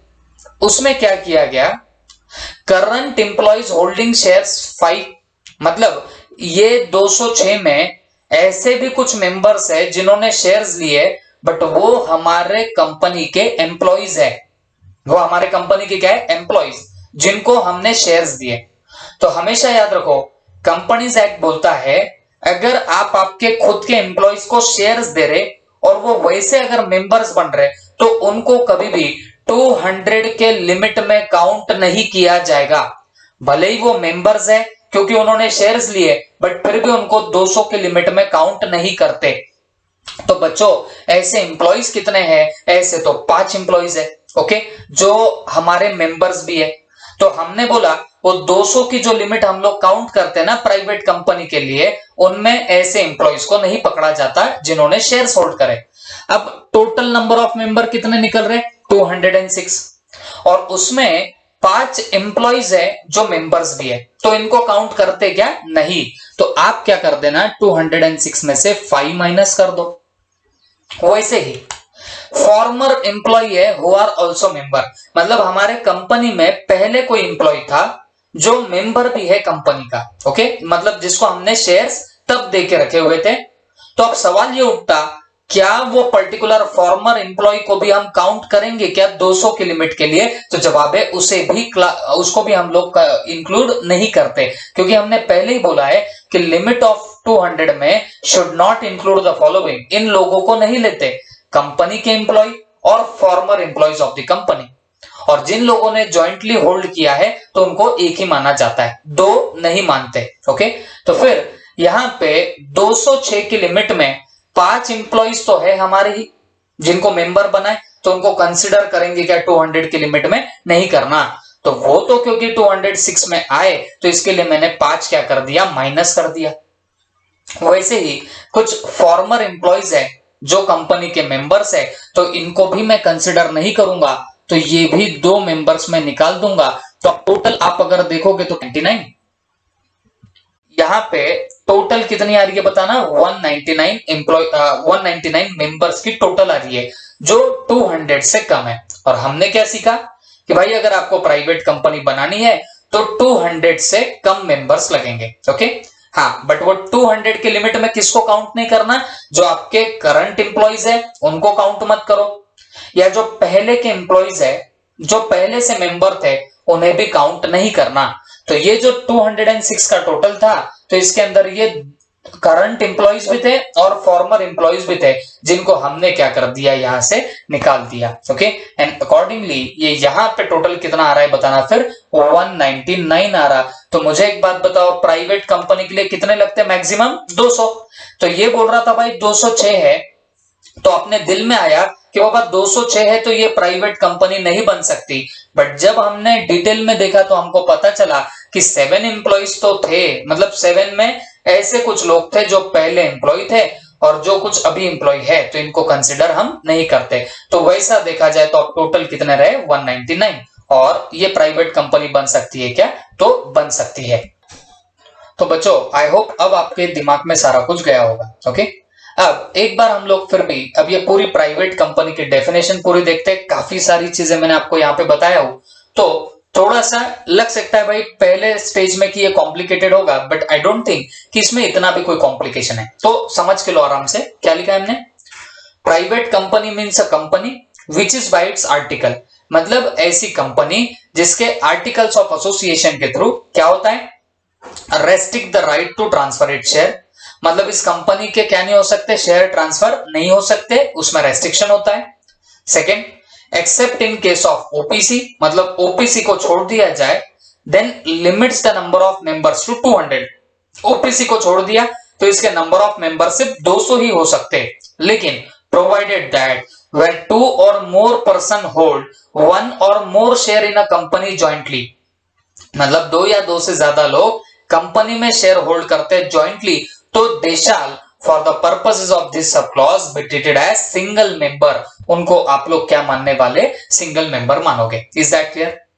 उसके बाद provided further that person who are in the employment of the company, मतलब क्या हुआ? जो बंदे एम्प्लॉयमेंट ऑफ द कंपनी में है, मतलब जो कंपनी के एम्प्लॉइज है और उन्हें अगर शेयर्स दे दिए जाए, and person who having been formerly in the employment of the company, मतलब जो बंदा पहले से कंपनी के एम्प्लॉयमेंट में था, तो और बाद में भी उसके एम्प्लॉयमेंट छोड़ने के बावजूद भी वो बंदा अगर मेंबर ही है, and while in that employment and have continued to be member, वो अभी भी मेंबर है after the employment have been ceased, shall not be included in number of members, तो उसको हम लोग ये नंबर ऑफ मेंबर्स में नहीं लेंगे। दैट मींस 200 के लिमिट में इनको काउंट नहीं किया जाएगा। Prohibits any invitation to the public to subscribe for any securities, और ना ही ये क्या कर सकते बताना, पब्लिक से भी पैसा मंगवा नहीं सकते। तो ऐसी कंपनी को क्या बोला जाएगा बच्चों? आपकी प्राइवेट कंपनी बोला जाएगा। अब मैंने आपको नोट्स तो लिखा के दिया हो, तो आप लोगों ने आई होप सब कुछ लिख के रखा होगा। तो देखो फिर भी हम लोग यहां से इसको देखने की कोशिश करते हैं। क्या क्या हमने देखा?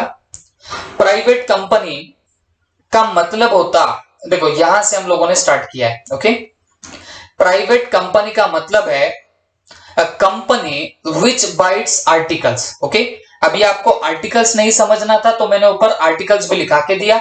आर्टिकल्स क्या होता है बच्चों? ये दोनों टाइप की कंपनी को बनाना पड़ता है, प्राइवेट कंपनी हो पब्लिक कंपनी हो, ये डॉक्यूमेंट तो बनाना ही पड़ेगा। ओके, जिसमें कंपनी के रूल्स एंड रेगुलेशन होते हैं। ठीक है, कंपनी की इंटरनल वर्किंग कैसी होगी ये भी इसके अंदर दिया जाएगा। ठीक है, तो मतलब प्राइवेट कंपनी एक कंपनी है विच is by its article restrict, मतलब जिसके आर्टिकल्स ऑफ एसोसिएशन के हिसाब से रेस्ट्रिक्शन आता है। ओके, काय पर रेस्ट्रिक्शन आता है?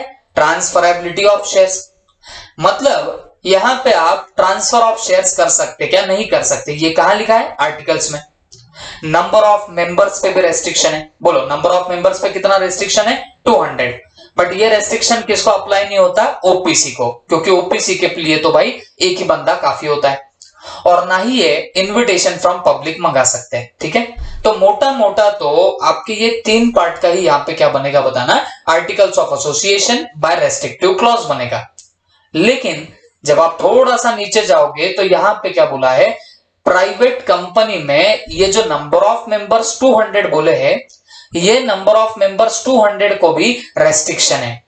इसके अंदर कुछ चीजें नहीं आएगी। अब कौन सी चीजें नहीं आने वाली है? तो हमने देखा कि अगर 2 या 2 से ज्यादा लोग ज्वाइंटली होल्ड करते हैं शेयर्स ऑफ अ कंपनी, तो उनको एक ही मेंबर माना जाएगा। उनको हम लोग 2 अलग मेंबर मानने वाले क्या? तो उन्हें 2 अलग मेंबर नहीं माना जाता। ओके, उसके बाद जो कंपनी के एम्प्लॉइज है, तो जो कंपनी के एम्प्लॉइज होंगे हम उनको भी मेंबर नहीं मानते, भले ही उनके पास में शेयर्स हो, but they will not be treated as what your member. और तीसरी बात, जो तुम्हारे फॉर्मर एम्प्लॉइज है, मतलब जो पहले से कंपनी के एम्प्लॉइज थे और फिर बाद में क्या होता है बताना है, उन लोगों ने मेंबरशिप भी ली थी कंपनी की, माने कंपनी के शेयर्स परचेस किए, और आफ्टर दैट उन्होंने एम्प्लॉयमेंट तो छोड़ी बट आज भी वो कंपनी के मेंबर्स है, तो उनको बोलते हैं फॉर्मर एम्प्लॉइज। तो इन्हें भी हम लोग वो 200 की लिमिट में काउंट नहीं करेंगे। ओके, तो हमने एक एग्जांपल देखा कि भाई एक कंपनी दे दी गई थी जहां बोला गया था कि 206 मेंबर्स है। ओके, तो हमको पूछा गया कि whether it is a private company, तो ऊपर ऊपर से देखा जाए तो यही लगेगा कि it is not a private company. हाँ, जब बट हमने अंदर जाके बातें देखी तो हमको पता चला कि इसके अंदर तो करंट एम्प्लॉइज है, मतलब जो आज हमारे एम्प्लॉइज है वो भी इस 206 के टोटल में इंक्लूडेड है। और ऐसे कितने एम्प्लॉइज है? 5 एम्प्लॉइज। तो क्या हम इन्हें काउंट करेंगे क्या 200 के लिमिट में? तो जवाब है नहीं करेंगे। वैसे ही ये 206 के टोटल में फॉर्मर एम्प्लॉइज भी है जो पहले से मेंबर थे कंपनी के, तो सवाल ये उठता कि अब हम इनको भी कंसिडर करते क्या? तो जवाब है इन्हें भी कंसिडर नहीं किया जाएगा। ओके, तो 206 ऊपर ऊपर से तो लग रहा था, बट उसमें से निकालो 5 जो करंट एम्प्लॉइज है, उसमें से निकालो 2 जो आपके फॉर्मर एम्प्लॉइज थे, तो अब बच रहे कितने? 199। और प्राइवेट कंपनी में ज्यादा से ज्यादा कितने हो सकते? 200। तो ये तो उस लिमिट के अंदर है, तो that is why this company can be called as what your private company. Okay, तो देखो ऐसा एक क्वेश्चन मैं आपको क्लियरली बोल रहा हूं, ये जो हम लोग थ्योरी पढ़ रहे हैं ये ना अकाउंट्स में पूछी जाती है, हाँ, लेकिन आपके बिजनेस लॉ में ये जरूर पूछा जाता है। आप जब बिजनेस लॉ पढ़ोगे, कंपनीज एक्ट पढ़ोगे, तो आपको इस पे प्रैक्टिकल क्वेश्चंस दिखेंगे, यही नंबर ऑफ मेंबर्स पे। ओके, तो वहां आरटीपी में बहुत बार ऐसे सवाल पूछे जा चुके हैं, तो आप लोग यहां पे ढंग से कर लो, क्योंकि हम लोग फिर वहां पे थोड़ा सा फास्टली निकल सकते हैं। ओके, तो this is all about this particular यार प्राइवेट कंपनी। तो अगर तुमको समझ रहा होगा, हमने ये पूरे 1.5 घंटे में सिर्फ 3 ही कंपनी देखी है। सिर्फ कौन सी 3 कंपनी देखी है? Number 1 government company. अब गवर्नमेंट कंपनी आपने किसको बोला? The company in which 50% or more of the paid up share capital is either held by CG or SG or CG and SG। और उसके बाद हमने इसमें एक और बात बोली कि अगर गवर्नमेंट कंपनी की कोई सब्सिडरी है, that subsidiary company will also be called as what your government company. फिर हमने देखा फॉरेन कंपनी, और फॉरेन कंपनी के बारे में आपने क्या बोला? The company incorporated outside India, मतलब जो कंपनी आउटसाइड इंडिया में इनकॉर्पोरेट हो रही, आउटसाइड इंडिया में रजिस्टर हो रही, और जिसका place of business in India, जिसकी बिजनेस एक्टिविटी इंडिया से हो रही, ऐसी कंपनी को आप लोग क्या नाम देने वाले? फॉरेन कंपनी नाम देंगे। और एट लास्ट हमने अभी अभी कौन सी देखी है? Private company. तो प्राइवेट कंपनी के लिए क्या बोला? ऐसी company which is bye articles restrict the right of transfer of share and except in case of OPC restricts the limit of members, but provided that 2 or more members hold jointly, then they will be treated as single member। और उसके बाद हमने और क्या बोला? provided further that who are in the employment of company and who have been formerly in the employment of company, तो उनको हम लोग नहीं करेंगे count for the limit of your 200। okay, और तीसरी बात और एक है, prohibits invitation to the public to the subscribe for any what securities। तो this is all about your private company का पार्ट। अब इसमें आज के लिए हम लोग एक लास्ट कंपनी देखेंगे, that is nothing but the public company. Okay, अब इसकी definition which is given by the companies act 2013 है, वो बड़ी ही मजाकिया है। इन्होंने बहुत सिंपली एक ही बात बोली कि भाई public company is a company which is not a private company. मतलब पब्लिक कंपनी ऐसी कंपनी है जो प्राइवेट कंपनी नहीं है। ओके, मतलब इसको अलग से डिफाइन नहीं किया है कंपनीज एक्ट 2013 ने, सिंपली एक ही बात बोली, जिस कंपनी को पब्लिक कंपनी, हम लोग पब्लिक कंपनी किसको बोलेंगे? जिसे प्राइवेट नहीं बोलते उसको बोलने वाले पब्लिक कंपनी। तो in short it has not been defined in your what companies act 2013। तो देखो अब इसका यहां पे डेफिनेशन क्या दिया है, Section 2 subsection 71 of the Companies Act 2013 defines public company as a company which is not a private company। मतलब पब्लिक कंपनी एक ऐसी कंपनी है जो प्राइवेट कंपनी नहीं है। अब प्राइवेट किसको बोलते हैं? जिसमें वो रेस्ट्रिक्शन आते हैं कि भाई जिसके शेयर ट्रांसफर नहीं हो सकते, जिसके नंबर ऑफ मेंबर में रेस्ट्रिक्शन हो, जो डिपॉजिट मांग नहीं सकता, उसको प्राइवेट बोलते हैं। तो फिर पब्लिक कौन सी हो गई? जिसके शेयर ट्रांसफर हो सकते हैं, जिसके नंबर ऑफ मेंबर पे कोई रेस्ट्रिक्शन नहीं, 200 से ज्यादा हो सकते हैं, और तीसरी बात, जिस कंपनी को पब्लिक से पैसा मंगाते आता।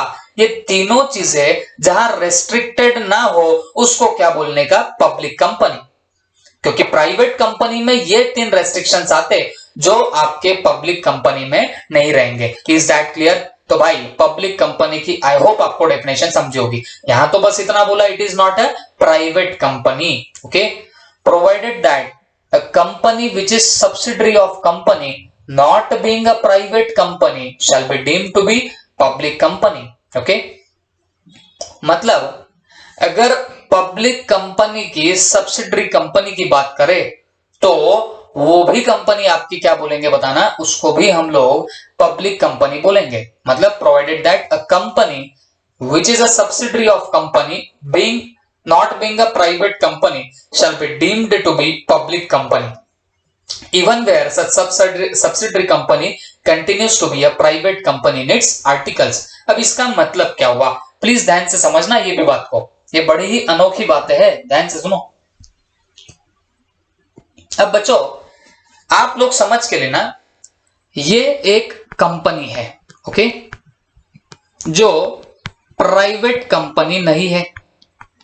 जो क्या नहीं है बताना? प्राइवेट कंपनी नहीं है। ओके, मतलब ये कौन सी कंपनी हो गई? ये पब्लिक कंपनी हो गई। वहां पे लिखा था ना नॉट बीइंग प्राइवेट कंपनी, तो हमने बोला जो प्राइवेट कंपनी नहीं है, तो हमने इंटरप्रिटेशन निकाला this is a public company. अब ये जो कंपनी है, इस कंपनी की एक सब्सिडरी कंपनी है, और मैं थोड़ी देर पहले ही आपको समझा चुका हूं कि सब्सिडरी कंपनी किसको बोला जाता। तो जिस कंपनी का 50% से ज्यादा अगर शेयर कैपिटल कोई दूसरी कंपनी होल्ड करे तो ये कंपनी उसकी क्या बन जाती? सब्सिडरी कंपनी बनती। तो इस कंपनी की सब्सिडरी कंपनी मतलब प्राइवेट कंपनी जिसका 50% से ज्यादा होल्ड किसने किया है बताना? ये पब्लिक कंपनी ने किया। तो भले ही ये नीचे वाली प्राइवेट कंपनी हो, but it is deemed to be public company. But it will be deemed to be what? Public company. मतलब क्या होता?